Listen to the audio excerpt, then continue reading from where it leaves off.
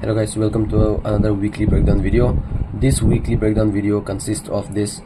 I'm doing this weekly breakdown video. This is the previous week on June. Now I'm trading somewhere on here, right, in the live markets, but now obviously I'm back testing about this weekly breakdown. So before the weekly breakdown, let me quickly show you the news. So on the news, as you can see, Monday there was no news, Tuesday core retail sales, Wednesday it was GBP CPI, Tuesday unemployment claims, federal funds rate, and Friday it was FOMC press conference and GBP official bank rates, and on Friday it was retail sales, right? So keeping all of that in mind, that is when I went to the weekly breakdown. So the weekly candle is not one of the cleanest. As you can see, the price went down, went up, and now it's kind of a doji. So obviously whenever the weekly breakdown is not clear, I tend to trade with the daily time frame bias.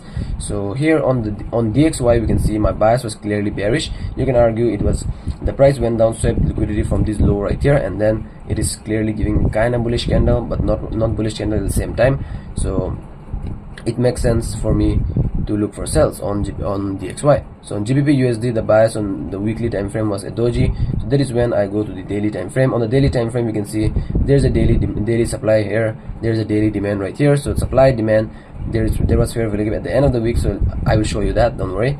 So now going on DXY to confirm my bias, that is when I go to DXY. DXY was clearly looking like a bearish candle on Friday, so on Monday I was looking for a sell on DXY and a buy on GBP USD, which is also aligning with the bias. But on Monday my bias was not clear, so I decided not to trade. So not trading Monday literally was in my favor, and now going on waiting for Monday to close literally gave me the bias for Tuesday, right? So on Tuesday I'm looking for sales on GU and looking for buys on DXY. So when my bias was clear on the higher time frame, that is when I go to the lower time frame. So on the H4 time frame, you can clearly see the market structure on the 4 hourly is bearish, lower high, lower low. Yes, you can argue Monday went up, it was a bullish daily profiling, the price went up and then went down. So that is when I go to the H1. So on the H1 time frame, I enable the sessions indicator, and that is when I wait for the Asian range to close. So the Asian range, my bias going on Monday was bearish, so a bullish Asian range would be nice, but also a consolidation or accumulation Asian range would be nice too, right?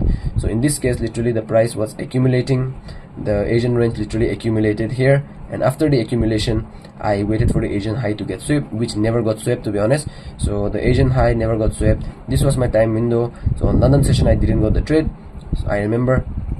So this trade I have taken on New York session.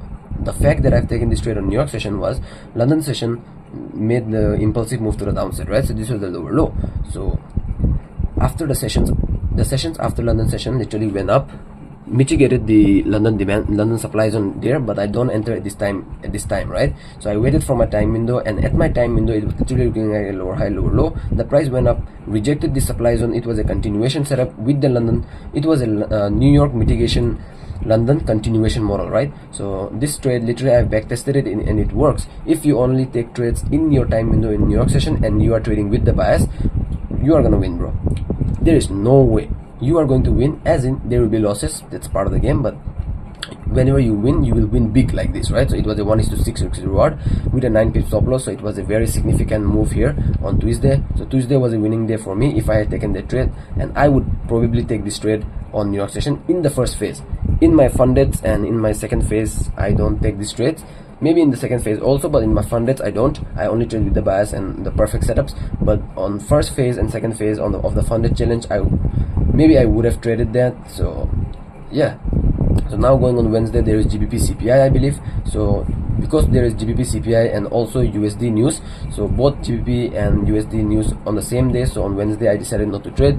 So also on DXY my bias was clearly bullish on Tuesday. So on Wednesday I'll be looking for buys, but obviously on Wednesday there was both GBP and USD news, so I didn't trade on Wednesday.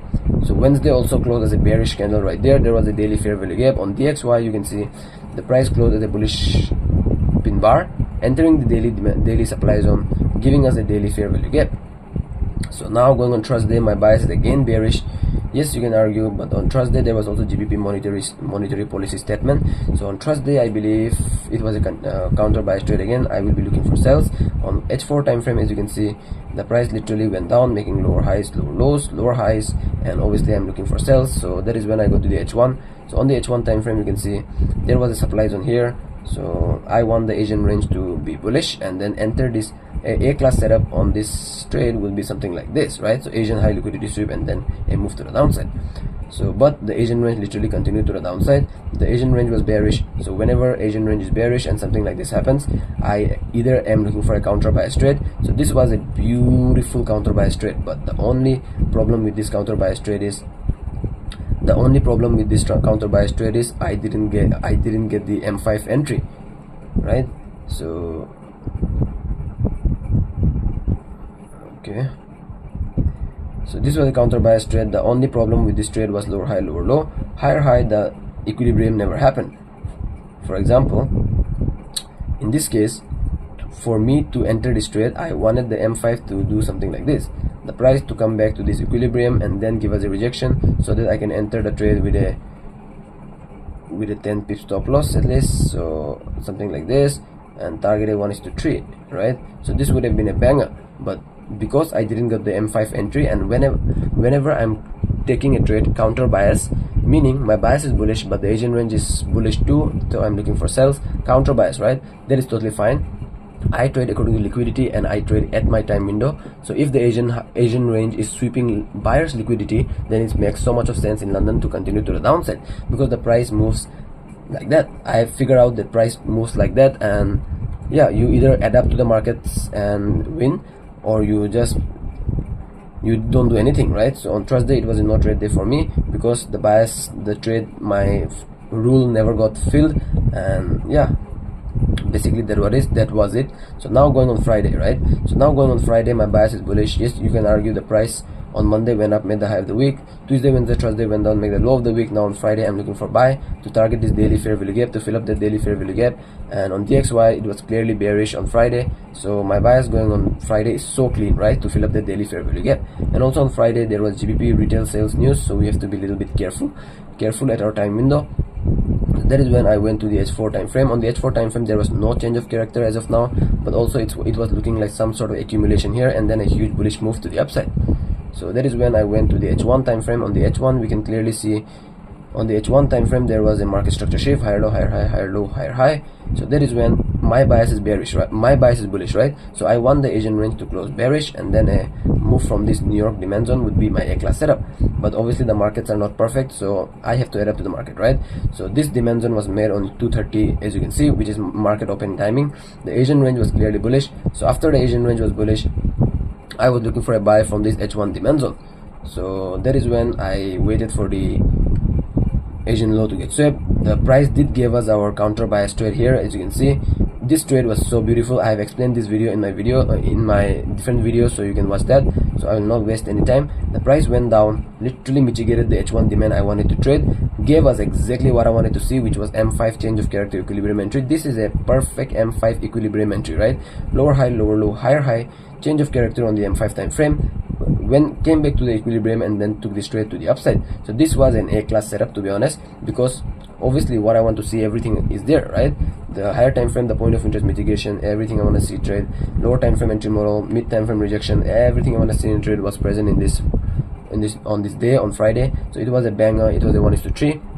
So that is how the weekly bias closed. So as you can see, Friday has now filled up this fair value gap and it's now rejecting. So obviously now the bias begins bearish, to become something like bearish. So now I go to the weekly time frame to show you the weekly candle, how it closed. So the weekly candle literally went down, filled up this weekly fair value gap, and now next week I'm looking to fill up this whole weekly fair value gap. So the next week I will back test probably tomorrow, because it's already time, as you can see. It's already 11:56, so I have to sleep. So tomorrow I'll wake up, complete my next 5 back testing, and after that I am going to take my time and I'm gonna make an unresistible trading plan, right? I'm gonna make a strong trading plan, trading rules according to what I've learned in the markets. I will write down my rules. I will look for this to happen, and only if this aligns I'm taking the trade, right? So I will make rules. I will put certain rules and certain things in place, and I'm only going to follow that. And if you do that, and I'm going to do that, and I'm going to be profitable. I'm a profitable trader. I'm a confident individual, and I believe in myself. See you in the next video.